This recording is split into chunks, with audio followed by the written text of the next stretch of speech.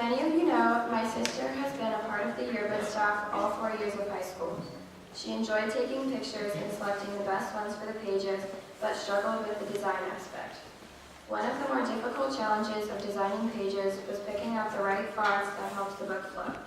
Through this, my sister became aware that there are more to fonts than we know. Here's my sister Rosalie to tell you more about the subject.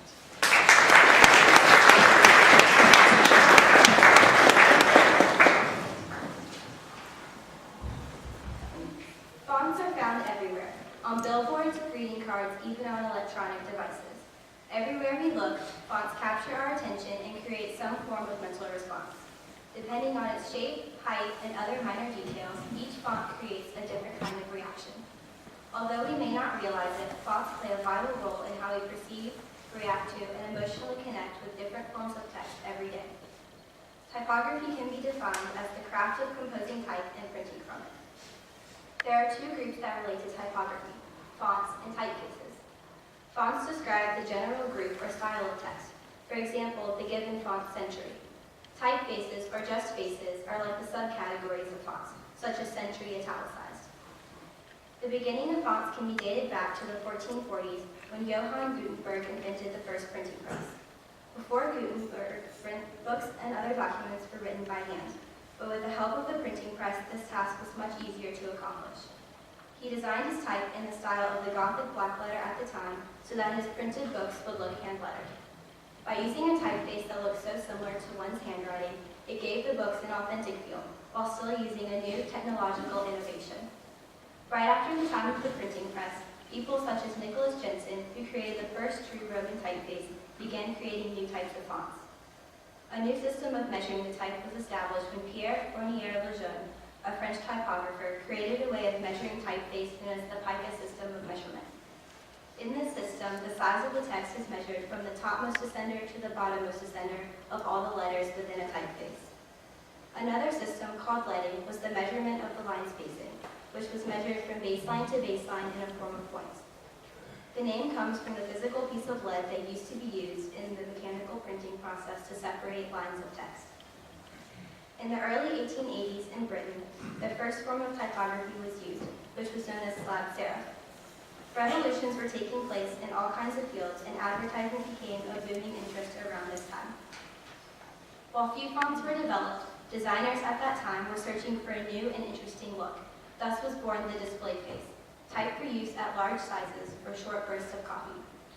After this first real explosion of new font, all different kinds were starting to emerge, such as Baskerville, which was commonly used to portray an old-looking advertisement. In 1957, two men from Switzerland named Max Mettinger and Edward Hoffman developed one of the most versatile fonts in the typeface world, Helvetica. Originally, Helvetica was known as Neuhaus Grotesque and was added to a line of typeface as a fresh and updated version. Soon after its appearance, Helvetica was adopted into business logos, public advertisements, and many designer companies. Some of these businesses include American Airlines, Verizon Wireless, Target, Motorola, and Microsoft.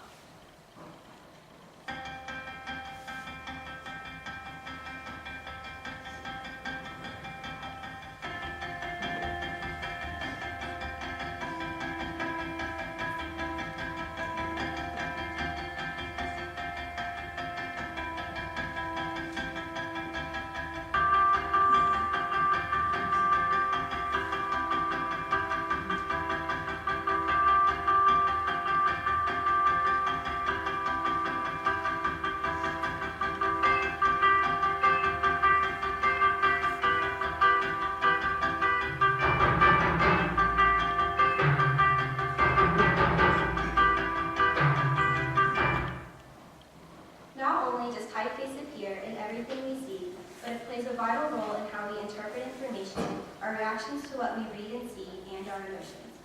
According to yearbook consultant and former graphic designer Steve Ken, quote, "Receiving information is all about the space inside the actual characters, also known as the negative space, and the ease by which your brain can read the actual words," end quote. There are two broad categories that fonts are placed into, serif and sans serif. Although one might be familiar with the two types, what exactly sets them apart? In a font such as Georgia, there are small decorative flourishes at the ends of the strokes, known as serif. Verdana, on the other hand, is a sans serif font, coming from the French word sans, meaning without.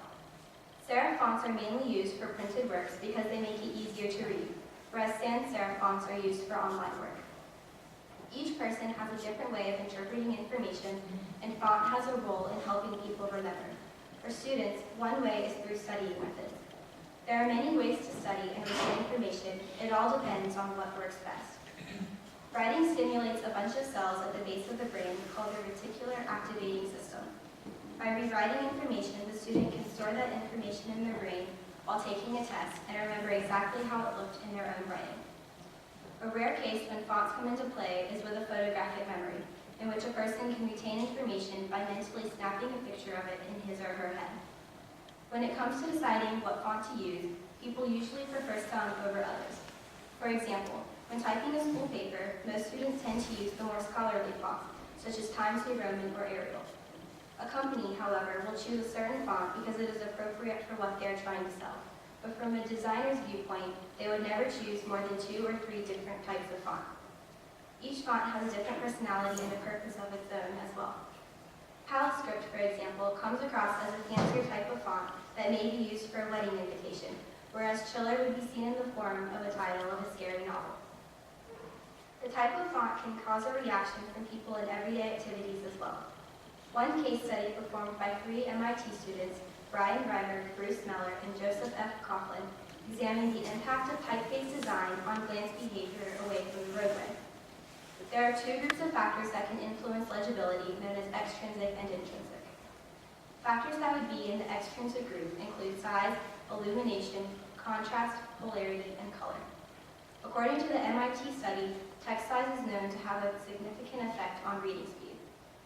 The intrinsic factors deal with the actual shape of the typeface, such as case, width, weight, stroke modulation, form groups, serifs, and slant. The reading displays by the driver in an automobile is limited to brief glances. Therefore, the fonts have to be easily readable and noticeable in order for the driver to understand the text. In the case study, 2 distinct fonts were chosen, Eurostyle and Frutiger.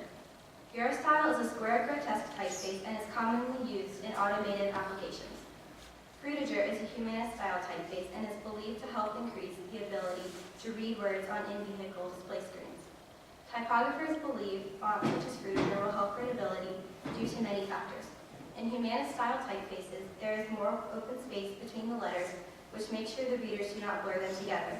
Also, the typeface forms highly distinguishable shapes and has very horizontal proportions. For the case study, the students gathered experienced drivers between the ages of 35 and 75 and held a license for at least 3 years. Each participant used a 2001 Volkswagen New Beetle with a display screen of the same size. On each display screen, there were a list of addresses and restaurant names. When in the car, the participant would wait for a chime and a prompt would appear on the screen in one of the fonts. The participant would then wait for the next chime and a new prompt, which was given in the other font. The MIT students would test how well each participant could read both prompts and record their time. Overall, both the males and females had a longer response time to the square grotesque font than they did to the humanist style font. Between the males and females, the males had an overall greater distance between their reactions of both fonts. The MIT students tested different kinds of variables as well, such as the contrast on the screen and glance frequency. They came to realize that the contrast of the screen did not affect the reaction time of the drivers, and if anything, lowering the contrast seemed to result in the drivers taking a longer time to complete the task. In conclusion, the students came to realize that in each study, the time relating to the square grotesque font, Eurostyle, was higher than the time relating to the humanist style font, Frutiger. Another big role of fonts is that they tend to draw out or provoke different kinds of emotion. As mentioned before, Times New Roman is a more formal font, which is why it is commonly chosen for written papers or published books. Comedic fonts, such as curls or even wingdings, are designed to create a humorous aspect. Cursive type, for instance, can have a festive or controversial tone because people seem to think it resembles handwriting. Companies will design their logos with certain fonts to look a certain way to draw consumers towards buying their product. According to Steve Krent, quote, "The FedEx logo is a strong, bold, sans serif font, which makes it look industrial and fast, which is a part of what the company actually is," end quote. If you look closely, there is an arrow between the E and the X that also shows just how industrial and fast the company is. The 80s horror film boom proves as a good example of how fonts can appeal to the senses and draw in consumers. Although some of the films were good and some were very bad, according to graphic designer Christian Inez, quote, people were drawn to see these movies based on their logo, end quote. Not only were people more interested in seeing a movie with a striking ad, these films have created a unique and personal design. One movie, for example, Evil Dead, uses a seemingly dull silver on top of a black background for its title. Along with its angular typography and distinct color choices, the movie attracted horror film fanatics from all over. More recently, this film has been remade into a more modern take. Despite the fresh feel of the movie, the font remains similar with only a few changes. The designers were targeting a different group of people who are more likely going to see the movie if the look is updated and new. Most movies that are in a series, such as the Bourne trilogy movies, are all designed the same. The word Bourne is portrayed in a large, bolded, sans serif font, which puts emphasis on what the main idea is. Since the movies are in the action genre, bolding the letters gives the viewer a sense of a strong, hardcore film. Aside from movies, companies choose fonts that represent what they are selling. High-brand stores such as Prada have their own exclusive fonts that cannot be used by any other company. Prada uses a serif font that has striking cuts and slants in the letters R and A. By having their own font and style, it shows that they are a high-end and expensive company. However, Prada uses their font only in their name. For other details, they use a simple serif font so it does not take away from the company name, which is most important. There is a whole other world of font just within our electronic devices. Social media companies such as Facebook and Twitter constantly update their apps in order to keep a new and fresh look. This update includes new features, a new layout, and in particular, a new font. Users are allowed to customize their Twitter page as well, which includes choosing from multiple font sizes. This way, the users are never bored with the way their Twitter feeds may look, and it also leads to new ways of design. Inside our cellular devices, we have the ability to change the font size of our text messages in order to be able to read the message more clearly. There is one man who changed the world of typography, Steve Jobs. According to an article on CNN by Simon Garfield, quote, Jobs was the first to give us a real choice of fonts, and thus the ability to express ourselves digitally with emotion, clarity, and variety, end quote. Jobs is well remembered and respected for the great success he achieved with Apple, but his real passion lied with typography. Not only did Jobs enjoy the artistic side of it, but he shared his love for the art with as many people as he could. In an address to students at Stanford University in 2005, Jobs talked about the first time he truly felt the excitement for fonts. He said, quote, I learned about serif and sans serif typefaces, about varying the amount of space between different letter combinations, about what makes great typography great. It was beautiful, historical, artistically subtle, in a way that science can't capture, and I found it fascinating, end quote. Steve Jobs was a college dropout and was in the mindset that he would not do anything with his life because there was nothing he loved, until his discovery of typography. After designing his first Mac, Jobs decided to give it a wide variety of fonts that he named after his favorite cities, London, Chicago, Geneva, Venice, and New York. His idea for naming each font after a different city was that he could reflect the characteristics of each one into the fonts. For example, Venice seemed more script-like and lyrical, while London appeared as old-fashioned. Quote, none of this had even a hope of any practical application in my life, Jobs said. But 10 years later, when we were designing the first Macintosh computer, it all came back to me, and we designed it all into the Mac. It was the first computer with beautiful typography, end quote. Before the Mac, typeface on a computer was boring and plain. Jobs gave life to something so simple, yet it had a profound effect on the entire world. Many key elements of modern typography were brought to the mainstream by Jobs. The world of fonts is one that is rarely explored.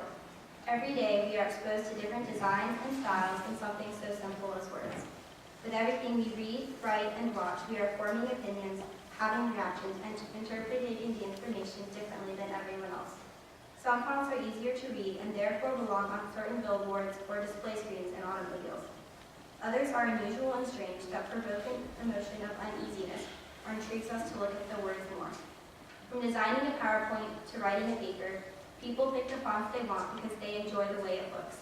I can guarantee that now you will pay more attention to the style of what you're writing or what you read around you, not just the information. Thank you.